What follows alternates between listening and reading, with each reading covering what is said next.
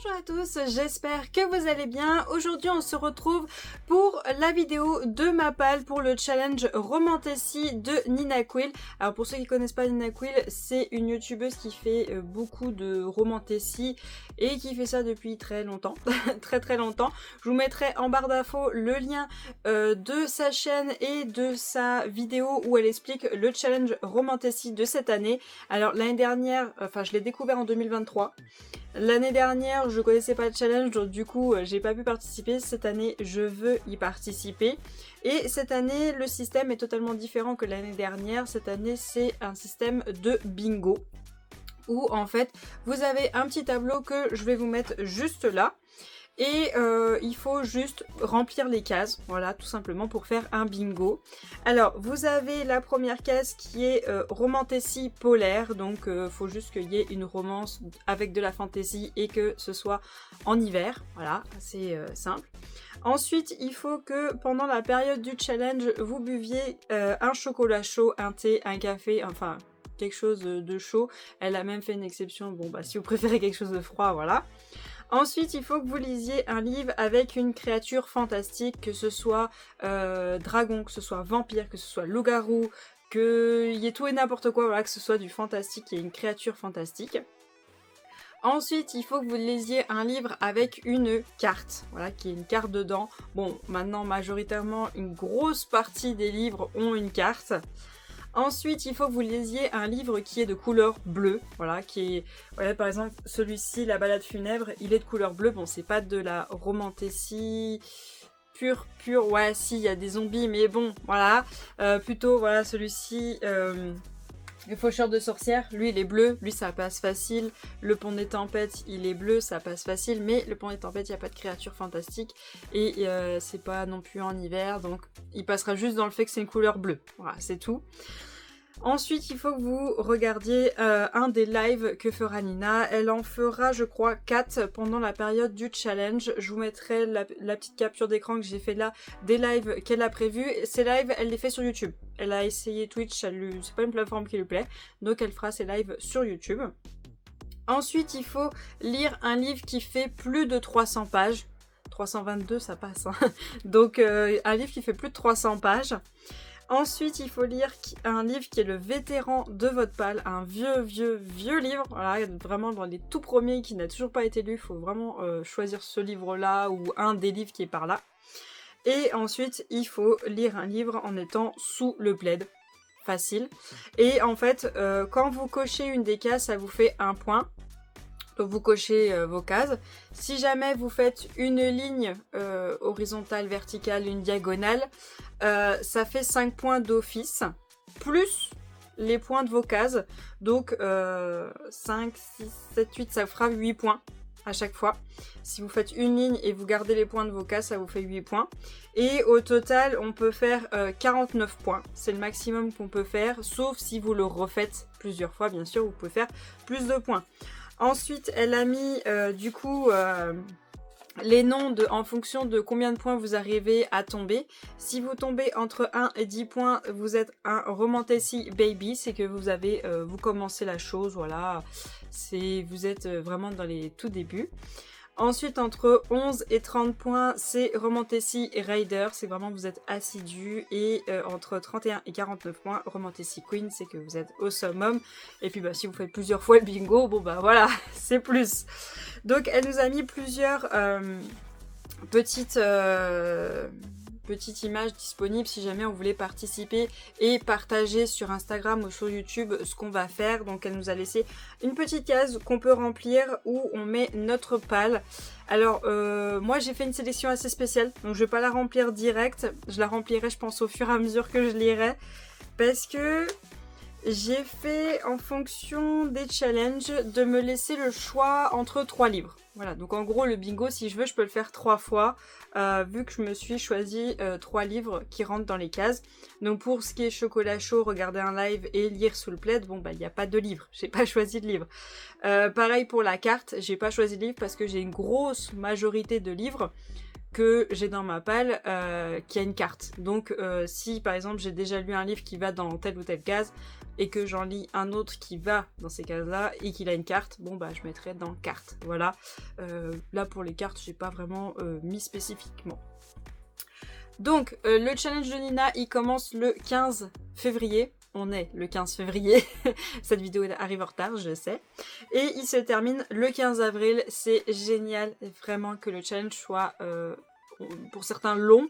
Pour moi c'est très bien parce que le travail, la vie quotidienne, tout ça fait que si ça dure un mois, sachant que je suis pas quelqu'un qui lit extrêmement vite, ça aurait été juste pour moi. Là, avoir 2 mois, c'est beaucoup mieux, sachant qu'en plus j'ai mon challenge à moi qui commence le 1er mars. Bon, le mien il dure 3 mois, donc bon, voilà, c'est mieux que ça se case comme ça sur 2 mois, c'est plus facile. Alors, je me suis fait ma petite sélection en premier pour la Romantasy polaire. Alors, je me suis fait ma sélection, je n'étais pas chez moi, j'étais avec mon application sur mon téléphone, dont je vous mettrai la petite icône jusque là, parce que je retiens jamais le nom, je sais que ça commence par un G, mais voilà. Donc, j'ai toute ma palle dessus, et la première chose que j'ai fait, c'est, Emma, il faut que tu arrives au moins à caser 1 ou 2 livres qui sont des suites. Première chose que j'ai fait, j'ai mis Gouffre, voilà. J'ai mis Gouffre, donc qui est la suite de Glace, c'est une trilogie. Pour le moment, le tome 1 et le tome 2 sont sortis. Le tome 3 n'a pas encore de date en français, mais il est déjà écrit en anglais, donc ça ne serait tardé. Et je me suis dit, pourquoi pas mettre ce livre-là, qui est une suite. Comme ça me permet de participer au challenge et en même temps d'avancer mes suites, vu que ce que je veux faire, c'est lire une nouveauté, lire une suite, lire une nouveauté, lire une suite. Donc, voilà, déjà j'ai ce livre là, donc je vous lis pas ce qu'il y a au dos parce que c'est une suite. Je vous mets dans le petit i mon avis lecture du tome 1 et en barre d'infos si jamais vous voulez aller voir. Ensuite j'ai mis ce livre là qui est Frost de C.N. Cramford de la maison d'édition Corrigan. Je suis désolée, j'ai pas dit pour le livre juste avant, donc hop, j'en profite. Donc c'est Olympe de Stacey McEwan, voilà. Désolée.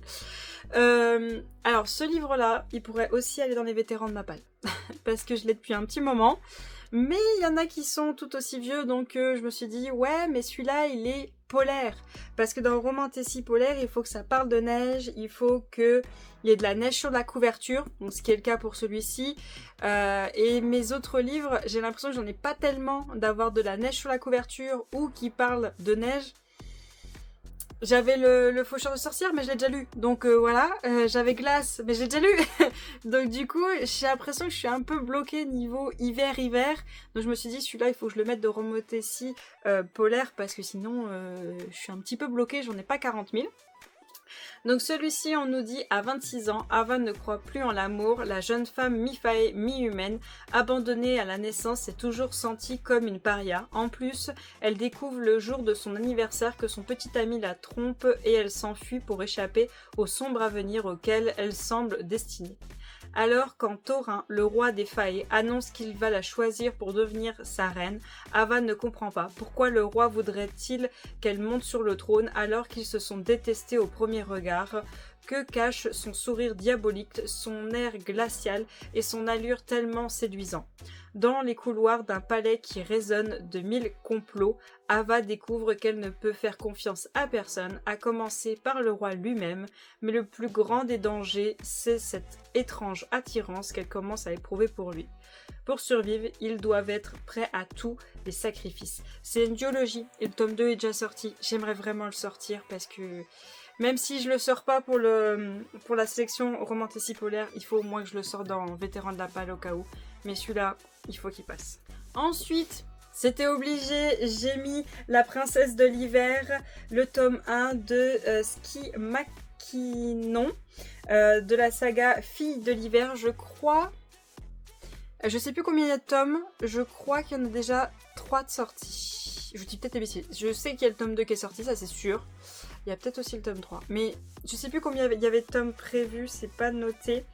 Je crois que c'est de l'auto-édité. Il y a écrit Paris Ton Presse, mais je crois que c'est de l'auto-édité. Mais bon, Princesse de l'Hiver, c'est assez clair pour Romantasy polaire. Voilà. Donc on nous dit une demi-déesse audacieuse, 4 gardiens sexy. En tant que demi-déesse, Wynne s'est toujours démarquée de la foule humaine et maintenant, le jour de son 22e anniversaire, sa magie fait son apparition de manière fracassante. Vraiment fracassante. Elle n'aura besoin de l'aide de personne excepté de 4 gardiens, entre parenthèses sexy, pour contrôler ses pouvoirs destructeurs, si seulement ils n'étaient pas si distrayants. Sa mère, la reine de l'hiver, l'attend dans les royaumes des dieux, mais certains ennemis tenteront de l'empêcher de les atteindre, quitte à partir en guerre. Wynne sera-t-elle capable de survivre au voyage? Et si elle y parvient, pourra-t-elle résister à la tentation de tomber sous le charme de ses gardiens? Romantasy, harem inversé, pleine d'hommes protecteurs et délicieux, d'une héroïne forte, de mythologie celtique, de kilt, d'accent écossais, de scènes vraiment torrides et de méchants démons. Voilà. J'ai vraiment envie de le lire parce qu'il a l'air vraiment bien, puis bon, j'aurais acheté la suite, c'est bien. Et ensuite, alors celui-ci, je l'avais pas prévu, comme je vous ai dit, j'en ai prévu que 3. Celui-ci, je l'avais complètement oublié parce que sur mon application, il ne trouve pas ce livre, donc du coup, il n'est pas sur mon application. Je l'ai pas avec moi constamment, savoir que je possède ce livre. Et quand je suis arrivée chez moi, que j'ai préparé ma page, j'ai fait « Ah, mais j'ai ce livre-là !» Donc, au cas où, dans Romantasy polaire, j'aurai celui-ci, qui est Un hiver mystique Haven, de Charlie Marigan, chronique des 4 saisons. Donc il y aura plusieurs tomes, mais je crois pas qu'il y ait le tome 2 qui est sorti pour le moment. Mais en tout cas, je vais vous mettre la couverture de ce tome 1 qui était normalement prévu. Et je suis trop deg de pas avoir eu cette couverture parce qu'elle était trop belle. Et celle-ci est mignonne, hein, mais je préférais l'autre, mais bon, tant pis. On nous dit une réécriture de La Belle et la Bête, une romance fantastique FF, Enemies to Lovers. Bella, je suis bon petit soldat qui ne recule jamais devant une mission, fier de travailler pour l'agence de régulation des pratiques. Je crois qu'il y a un mot qui est pas bon. Magique, je sers et protège la population humaine contre la malice des sorcières. Alors quand on m'envoie à Mystic Haven, bourgade emprisonnée dans un hiver éternel, depuis une trentaine d'années, ce n'est qu'une affectation de plus. Je ne pensais pas que ça changerait ma vie à ce point-là. Mara, au début, protégée par cet hiver qui n'en finit pas, les résidents du manoir Evergreen et moi sommes de plus en plus terrifiés à l'idée que la neige nous ensevelisse sans l'espoir de nous en sortir en plus. Une agence de l'AREM PM vient rôder dans les parages. C'est la 4e. On s'est débarrassé des précédentes. J'espère que ça se passera mieux avec elle. Donc ensuite, on a Créatures fantastiques. Donc là, j'en ai bien 3. Mais j'ai largement ce qu'il faut si je veux jamais au cas où en rajouter. J'ai tout d'abord mis Un loup bien relou de Juliette Cross de la maison d'édition Bookmark dans la collection Moonlight. Et on nous dit une nouvelle série cosy, paranormale, drôle et addictive. Quelle est la pire chose qui puisse arriver à un loup-garou? Être incapable de se transformer depuis 3 mois peut-être. C'est exactement ce que vit Matteo Cruz. Son loup a élu domicile dans sa tête, le tourmentant jour et nuit. Convaincu d'être maudit, il décide malgré lui de demander l'aide d'une sorcière avant de sombrer dans la folie. Evie Savoie a toujours obéi aux règles strictes de son aubaine, oui. Les loups-garous sont interdits et extrêmement dangereux et ils doivent donc être évités à tout prix. Alors quand l'un d'entre eux, plutôt mal en point, entre dans le bar et manque d'étrangler l'un de ses clients, Evie est prête à le jeter dehors, mais face au regard ahuri et désespéré de Matteo, suivre les règles ne lui semble plus si indispensable. Un loup-garou qui ne peut pas se transformer, une sorcière qui lui propose son aide, qu'est-ce qui pourrait bien aller de travers? Et en fait, j'ai choisi ce livre-là. Excusez-moi les chats font des bêtises. J'ai choisi ce livre-là tout simplement parce que je crois, si je me trompe pas, que le tome 2 sort soit mars, soit avril. Je vous l'écrirai que par là, mais attention, les dates peuvent toujours changer, mais c'est aussi pour cette raison-là que je l'ai choisi. Alors ensuite, corrigez-moi si je me trompe, mais je pense pas me tromper. En créatures fantastiques, j'ai mis le tome 1 d'Akotar, Un palais d'épines et de roses de Sarah Jimas. Donc la maison d'édition, c'est La Martinière Fiction. Dites-moi si je me trompe, mais dans les échos que j'ai entendus et dans les fanarts que j'ai vus, normalement je me trompe pas, surtout avec ces messieurs, donc j'espère ne pas m'être trompée. Donc on nous dit, en chassant dans les bois enneigés, Feyre voulait seulement nourrir sa famille, mais elle a commis l'irréparable en tuant un faé et la voici emmenée de force à Prythian, royaume des immortels. Là-bas, pourtant, sa prison est un palais magnifique et son geôlier n'a rien d'un monstre. Tanlin, un grand seigneur faé, la traite comme une princesse. Et pourquoi lui et sa cour se cachent-ils derrière des masques? Quel est le mal qui ronge son royaume et risque de s'étendre à celui des mortels? À l'évidence, Feyre n'est pas une simple prisonnière, mais comment une jeune humaine d'origine aussi modeste pourrait-elle venir en aide à de si puissants seigneurs? Sa liberté, en tout cas, semble être à ce prix. Dites-moi si je me trompe, mais je crois pas me tromper. Ensuite, j'ai mis en créature fantastique celui-ci, l'Empire des Ouragans de Alexiane Delis, de la maison d'édition Michel Lafon. Alors, au début, quand ça a été annoncé sa sortie et tout, ça disait que c'était un one-shot. J'ai trouvé, en scrollant, l'autrice de ce livre sur TikTok. Elle a annoncé que c'était un tome 1 et qu'il y avait un tome 2. Voilà, donc on nous dit Chamar de Vaspi est l'héritière de Duchy de la colère, mais son absence de pouvoir en fait la honte de sa famille. Quand son père promet sa main à l'empereur des sans-âmes, en prétextant une paix possible avec son ennemi juré, Chamar se doute qu'il a d'autres plans en tête. Là-bas, la jeune femme découvre que Fignard regorge de ressources et de créatures fantastiques dont elle ignorait l'existence, et Aidan, le ténébreux empereur, n'est pas le monstre sans cœur qu'elle avait imaginé. Un monde régi par la guerre et la haine, une union qui pourrait changer les cours des choses. Est-ce qu'il y a écrit à suivre à la fin? Non, il n'y a pas écrit à suivre, hein. Mais c'est un tome 1. Et il n'y a pas de 1 dessus, hein.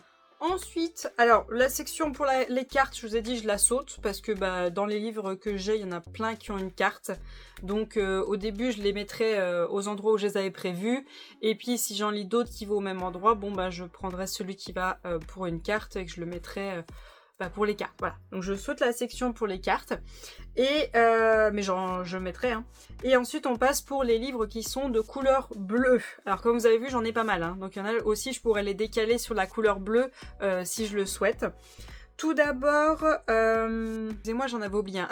Tout d'abord, j'ai choisi celui-ci. Alors vous voyez, il est bien bleu. Donc c'est La Couronne déchue, donc le tome 3 de Dark Magie de Kel Charpenter de la maison d'édition Bookmark dans la collection Lost Kingdom, donc c'est un tome 3. Vous voyez, ils sont tout petits. Les deux autres tomes, ils sont là. C'est ces deux-là, ils sont tout petits. J'adore, mais moi je vous conseillerais quand même de lire en une fois ou d'en lire un par mois, parce que quand j'ai lu le tome 2, dans notre petit groupe de personnages, il y a 2 personnages qui ont un prénom qui commence par un D. Au fur et à mesure que je lisais le tome 2, il y en a un, je me suis rappelé qui c'était. Mais l'autre, je sais toujours pas comment est-ce qu'il est arrivé là. J'ai compris qui c'est, mais je sais toujours pas comment est-ce qu'il est arrivé là. Moi pas te connaître. Donc voilà. Mais sinon, nos personnages principaux, l'histoire, les pouvoirs et tout ça, ça y a pas de problème, j'ai bien retenu, c'est très bien fait. C'est sans smut. Non, il n'y en a pas eu. Il y a une attirance entre nos personnages principaux, mais il n'y a pas de smut pour le moment. J'ai pas encore lu le tome 3, mais j'aimerais bien le lire avant que de nouveau je ne sache plus qui est D et D. Hein, voilà. Ensuite, j'ai sélectionné celui-ci, hein, il est bien bleu, qui est Blonded by Thorn, de Elisabeth Hélène. De la maison d'édition Chatterless, c'est un tome 1 de saga, c'est une réécriture de La Belle et la Bête. On nous dit, elle a toujours aimé lire des contes de fées, elle n'a jamais imaginé en faire partie. Connue de tous les habitants d'Orca Cove, comme la fille de Georges le Fou, Rosalia fait profil bas, mais Georges n'est pas fou, il cherche désespérément sa femme. Il est convaincu qu'elle a été kidnappée par des failles. Lorsqu'il disparaît à son tour, Rosalia se lance à sa poursuite. Elle se retrouve dans le Val enchanté à Casteltré, ouais, où son père a été emprisonné par le prince de l'hiver. Pour le sauver, elle n'a d'autre choix que de conclure un marché avec le maître des lieux, prendre sa place dans le château. Là on est ok, c'est La Belle et la Bête. Le prince de l'hiver n'est pas seul à régner sur Casteltré, ils sont 4. Chaque nuit, ils se transforment en loups démoniaques. Plus le temps passe, plus leur magie s'éteint. et plus il leur est difficile de protéger leur royaume. Rosalia sera libre uniquement si elle les aide à trouver leur âme sœur et ainsi à rompre la malédiction. Le problème, 3 des princes sont de plus en plus attirants et le 4e, le prince de l'hiver, est prêt à tout pour garder Rosalia auprès de lui, quitte à ne jamais briser le mauvais sort. J'ai trop hâte. Il me donne trop envie. Et ensuite, le dernier qui est la couverture bleue, c'est celui-ci d'Ame d'Écaille de Adeline Diaz de la maison d'édition Plume du Web, qui est un one-shot et que j'avais trop hâte d'avoir. J'ai réussi à l'avoir, je crois, à Noël, je l'ai eu. Et ouais, ça va. J'avais eu peur pour l'état vu qu'il venait d'Amazon, mais c'est vrai qu'il y a quelques endroits abîmés, mais ça va. Abandonnée, ballottée de famille d'accueil en famille d'accueil et habituée à ces longues discussions avec l'au-delà, Olympe a l'impression qu'au jeu de la vie, elle a tiré les mauvaises cartes. Néanmoins, elle met à profit son don de médium pour aider les victimes de phénomènes de hantise jusqu'à ce que l'âme d'un mystérieux défunt la pousse à accepter une mission loin de chez elle. Alors qu'elle intervient auprès d'un couple, une maison abandonnée attire son attention. Un peu trop curieuse, elle brave le danger et la raison afin d'explorer la bâtisse en pleine nuit, quand elle est prise en otage par 2 hommes. Parmi eux, Adam, chef de la famille Montardet, dont les membres sont maudits depuis des générations et condamnés à se transformer en dragon. L'homme est inflexible, farouche, arrogant, mais surtout écrasé par ses responsabilités ainsi que par la terrible malédiction qui pèse sur ses épaules et celle de ses proches, coincés avec eux sans échappatoire, et malgré leur hostilité évidente, Olympe décide de les aider au péril de sa vie et de son cœur. Ça a l'air trop bien. Ensuite, pour la section plus que 300 pages dans les livres, je crois que j'ai même pas regardé, j'ai fait à l'œil, donc du coup je vais contrôler avec vous au passage. Alors il y a des livres qui étaient dans ma palle de février, c'est normal parce que le challenge commence mi-février, donc il y a des livres dont je vous ai déjà parlé que je voulais lire au mois de février. Mais si on va pas se mentir, on est déjà le 15 février. Et pour le moment, je suis toujours sur le même livre. J'ai beaucoup de mal à lire au mois de février, ne me demandez pas pourquoi, je sais pas. Alors, tout d'abord, j'ai choisi de mettre celui-ci, le chant démarqué de SM Gator dans la saga d'Ombre et de Couronne, parce que le tome 2 sort au mois de février d'ailleurs, je crois que c'est le 19 qui sort. Et on va contrôler si on a plus de 300 pages, oui. 482, donc on est bon. Je vous le relis pas parce que je vous l'ai déjà lu 2 fois il y a peu de temps, donc je m'excuse pour ceux qui n'ont pas vu les vidéos, mais je vous l'ai relu beaucoup de fois il y a peu de temps. Ensuite, pareil, il était dans ma palle de février, mais pour le moment j'ai pas encore eu le temps de le lire. Celui-ci, Défier la nuit, il était même dans ma palle de janvier je crois, de Brigitte Kemmerer. De la maison d'édition Rajo, le tome 2 est sorti au mois de janvier, je le vois déjà plus dans les librairies, donc je pense qu'il y aura une réimpression quand même, parce que je vois encore le tome 1, mais bon bah j'aimerais bien lire pour savoir si j'achète le tome 2, c'est pareil, je vous le relis pas parce que bah, je l'ai déjà relu plein de fois il y a peu de temps, pour ceux qui ont vu mes vidéos juste avant, ça fait trop de répétitions, pour ceux qui n'ont pas vu, bah je vous laisse juste aller voir ma palle de février, vous les aurez. Alors je viens de regarder, il y a plus de 500, il y a presque 600 pages pour Défier la nuit. Voilà, bon bah on est bon pour les 300 pages. Et ensuite j'ai choisi celui-ci, l'Académie des Dragons de Jupiter Phaéton, de la saga Kira Storm Rider. C'est une saga, je sais plus combien il y a de tomes, elle est terminée. Mais j'ai acheté les livres sur le site de l'autrice, je les ai pris en dur, j'ai acheté que le 1 pour le moment, et le tome 1 d'une autre histoire, je les ai pris en dur. Et en fait je veux lire les tomes 1 de ces livres-là, pour pouvoir lui acheter les autres tomes en dur comme ça. Alors je vous mettrai la couverture du brochet, voilà. Et en fait je crois que celui-ci passe aussi dans couverture bleue, mais bon moi je l'ai en relié, il n'est pas bleu. Par contre j'ai pas regardé combien on a de pages pour celui-ci, 484, donc on est bon. Et on nous dit Kira, 16 ans, a travaillé toute sa vie pour intégrer Améthys, qui abrite l'Académie des Dragons. Son rêve, devenir chevaucheuse de dragons. Petit problème, aucun dragon n'a été aperçu depuis plusieurs années. En débarquant sur le campus, je n'imaginais pas les dragons qui me menaçaient. Le cursus des créatures magiques est mortel. Au sens littéral du terme, les élèves n'ont pas de limite. Brimade, bizutage, accident, tragique, ils sont prêts à tuer pour se lier à l'un de ces animaux fantastiques. Et qui est devenu l'ennemi public numéro 1? Moi. Heureusement, il y a aussi lui dont j'ignore le nom, lui dont le regard vert et intense me fait vaciller. Oh punaise, des yeux verts. Lui que j'ai rencontré dans les dangereux escaliers de la tour des dragons. Il est arrogant, mystérieux et parfois agaçant, mais il sait se battre, il accepte de m'enseigner le combat et j'en ai rudement besoin. Si je veux survivre assez longtemps pour me lier à un dragon, car j'y crois, je suis persuadée qu'ils reviendront. Pourquoi ce dragon bleu nuit apparaît-il dans mes rêves depuis des années sinon? Surtout qu'au-delà des murs de l'académie, le pays dépérit et notre survie dépend du retour des dragons. Pire, j'ai entendu des conversations qui mettent en danger la stabilité du royaume et de la couronne, de la haute trahison au sein même de l'école. Bienvenue dans la prestigieuse académie Améthisme, rivalité, complot et trahison menaçant ceux qui espèrent se lier à une créature surnaturelle. Ici, chaque pas peut être fatal. Pourquoi je l'ai toujours pas lu? Ensuite, on passe à la dernière section qui est les vétérans de Mapal. Alors, vétérans de Mapal, c'est fin 2023, début 2024, tout simplement parce que je me suis vraiment remis à la lecture en fin 2023. Avant, j'avais une palle, il y avait 5 livres. Les livres, ils ont été finis depuis longtemps. Donc, les vétérans de Mapal, c'est fin 2023, début 2024, je n'en ai pas avant. Enfin, si, j'en ai un, mais il est chez mes parents et j'ai pas envie d'aller chercher, puis il me tente pas. Donc voilà. Tout d'abord, j'ai mis celui-ci. Un sort si noir et éternel de Brigitte Kemmerer de la maison d'édition Rajo. Seul l'amour et le courage rompront la malédiction. Dis donc, il y a beaucoup de La Belle et la Bête là-dedans.